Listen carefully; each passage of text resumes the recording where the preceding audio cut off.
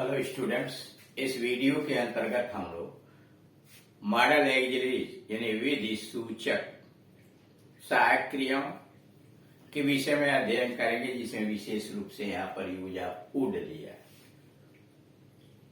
यानी वुड का प्रयोग कहाँ करते हैं, उससे कौन कौन से भाव प्रकट होते हैं, उसमें क्या सावधानियां बरतनी चाहिए, इन सारे विषयों के संबंध में यहाँ जानकारी दी गई है।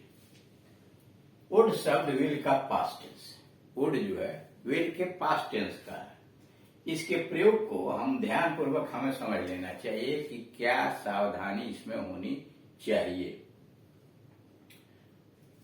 पहला है विल के पास्ट टेंस फॉर्म में यदि रिपोर्टिंग वर्ब पास्ट टेंस में हो, यानी नरेशन के अंतर्गत डायरेक्ट से इनडायरेक्ट जब स्पीच बनाते हैं तो अगर उसमें रिपोर्टिंग पार्ट की क्रिया पास्ट टेंस में हो और रिपोर्टेड स्पीच में विल आया हुआ हो, तो उस विल को इनडायरेक्ट बनाते समय वुड में बदल देते हैं। कह रहा है डायरेक्ट स्पीच में अगर रिपोर्टिंग पार्ट की क्रिया पास्ट टेंस में है और रिपोर्टेड स्पीच में विल आया है, तो जब उसे डायरेक्ट से इनडायरेक्ट बनाएंगे तो हम विल की जगह पर वुड लिखते हैं। जैसे they said the English teacher will not teach on Sunday. उन्होंने कहा कि अंग्रेजी अध्यापक रविवार को नहीं पढ़ाएंगे। अब इसको डायरेक्ट से इनडायरेक्ट में बदला, यहाँ विल आया हुआ है, सहायक क्रिया के रूप में आया हुआ है। तो the English teacher, they said that the English teacher would, will का कर दिया would past tense, not teach on Sunday. They said that the English teacher would not, will के जगह पर would not teach on Sunday. अब आइए B, वर्तमान काल में प्रेजेंट टेंस में अगर विनम्र निवेदन करना हो, पोलाइट रिक्वेस्ट का भाव व्यक्त करना हो, तो वे विड का प्रयोग करते हैं। जैसे पोलाइट रिक्वेस्ट के लिए इन प्रेजेंट यानी वर्तमान समय में विनम्र निवेदन करने के लिए भी वुड का प्रयोग होता है। जैसे Would you lend me your book? क्या कृपया आप अपनी पुस्तक मुझे उधार देंगे? Would you lend me your book? क्या कृपया आप अपनी पुस्तक मुझे उधार देंगे? दूसरा, Would you tell me the way to the hotel? क्या आप मुझे होटल का रास्ता बताएंगे? Would you tell me the way to the hotel? क्या आप मुझे होटल का रास्ता बताएंगे? ये पोलाइट रिक्वेस्ट में आता है। सी है भूतकाल में होने वाली घटना के लिए भी, हैपनिंग इन द पास्ट यानी भूतकाल में अतीत के समय घटने वाली घटनाओं के लिए भी वुड का प्रयोग होता है। समटाइम्स कभी कभी, my father would get angry, कभी कभी मेरे पिताजी नाराज हो जाया करते थे, हो जाते थे। Sometimes my father would get angry, कभी कभी मेरे पिताजी नाराज हो जाते थे विथ मी, मुझसे। दूसरा, on Saturdays Sohan would usually run to his village. On Saturdays शनिवार को मोहन प्राय अपने घर को भाग जाता था, यानी घर को चला जाया करता था। On Saturdays Sohan would usually run to his village. शनिवार को सोहन अक्सर अपने घर भाग जाया करता था। डी, दो वस्तुओं में से एक को प्रीफरेंस देने के लिए, यानी दो वस्तुएं हैं उनमें से एक को प्रीफरेंस देने के लिए भी वुड का प्रयोग होता है। जैसे आई वुड रेदर डाई, मैं मरना अधिक पसंद करूंगा। यह क्या है? प्रीफरेंस देना है। देन एड, समर्पण करने के लिए, मान लेने के लिए, अधीन हो जाने, यानी गुलामी कबूल करने, अधीन हो जाने, मान लेने की अपेक्षा मैं मरना अधिक पसंद करूंगा। मतलब समर्पण करने की अपेक्षा मैं मरना अधिक पसंद करूंगा।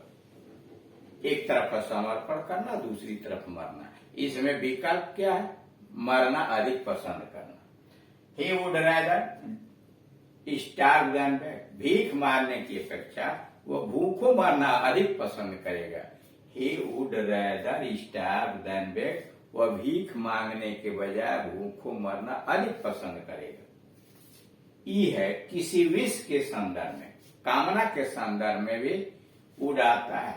Would that I were a millionaire, काश मैं लखपति होता।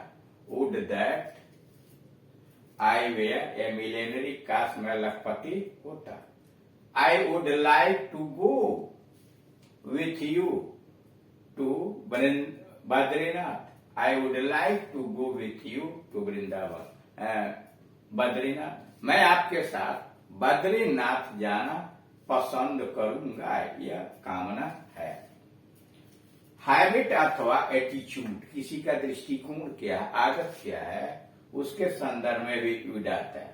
Father would not listen to anybody, पिताजी किसी की बात नहीं सुनेंगे। Father would not listen to anybody, पिताजी किसी की बात नहीं सुनेंगे। He would have late evening rambles, वह देर रात तक मटर गश्ती करता है। He would have late evening rambles, वह देर रात तक मटर गश्ती करता है। जी है विनम्र, इन्विटेशन देने के लिए भी, यानी विनम्र आमंत्रण के संदर्भ में भी वुड का प्रयोग होता है। Would you have dinner with us tonight, क्या कृपया आज रात को हमारे साथ आप भोजन करेंगे। Would you have dinner with us tonight, क्या कृपया आप आज रात हमारे साथ भोजन करेंगे। Would you please attend the inauguration ceremony of our new showroom, क्या कृपया आप हमारे नए शोरूम के उद्घाटन समारोह में उपस्थित होंगे, भाग लेंगे। Would you please attend the inauguration ceremony of our new showroom, क्या आप हमारे नवीन शोरूम के उद्घाटन समारोह के अंतर्गत सहभागिता करेंगे। नंबर 4, विलिंगनेस अथवा इन्विटेशन के सिलसिले में। विलिंगनेस इच्छा अथवा आमंत्रण के सिलसिले में। आई वुड गो देयर, मैं वहां जाऊंगा।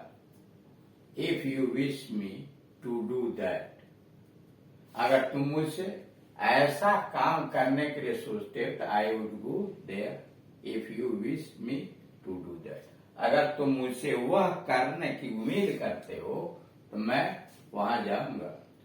दूसरा, आई would go for sight seeing tomorrow, कल मैं साइट देखने के दृष्टिकोण से कल जाऊंगा। आई वुड गो, मैं जाऊंगा, इच्छा है, for sight seeing tomorrow.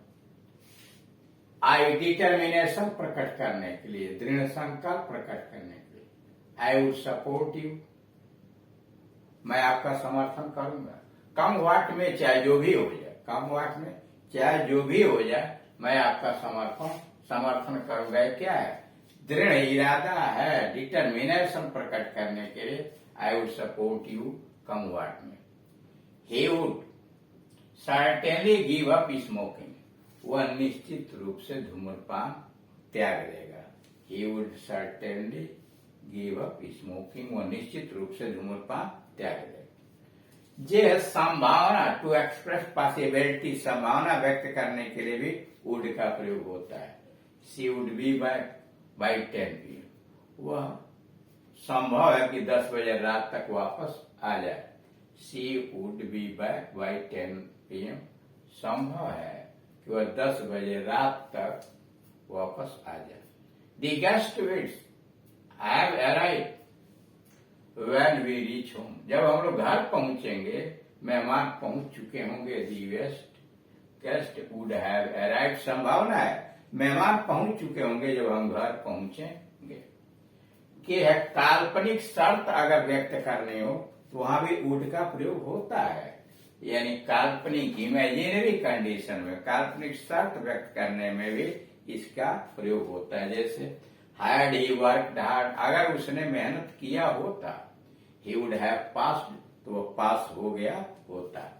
Had he worked hard, अगर उसने मेहनत किया होता। इफ यहां से हटा दिया गया, अंदर से बाहर कर दिया गया हैड को, तो had he worked hard he would have passed. अगर उसने मेहनत की होती तो वो पास हो गया होता। Would not have fine if he had not made a mischief, अगर उसने बदमाशी नहीं की होती। If he had not made a mischief, अगर उसने शरारत नहीं की होती। The teacher would not have find him, अध्यापक उसे सजा नहीं दिए होते। The teacher would not have find him, अध्यापक उसे सजा नहीं दिए होते। If he had not made a mischief, अगर उसने शरारत नहीं की होती। The teacher would not have find him, अध्यापक उसे सजा नहीं दिए होते। तीसरा है इफ ही वेयर अलाइव, अगर वह जिंदा होता। ही वुड हेल्प यू, तो वह तुम्हारी सहायता करता। यह काल्पनिक शब्द है। इफ ही वेयर अलाइव, अगर वह जिंदा होता। ही वुड हेल्प यू, तो वह तुम्हारी सहायता करता। If a lion came in this room, अगर इस कमरे में एक शेर आ जाए। If a lion came in this room all would run away, तो सब भाग खड़े हों। इस तरह से देख रहे हैं वुड के विभिन्न प्रकार के प्रयोग के विषय में यहाँ जानकारी दी गई है, यानी यह एक विशेष महत्व की बात है।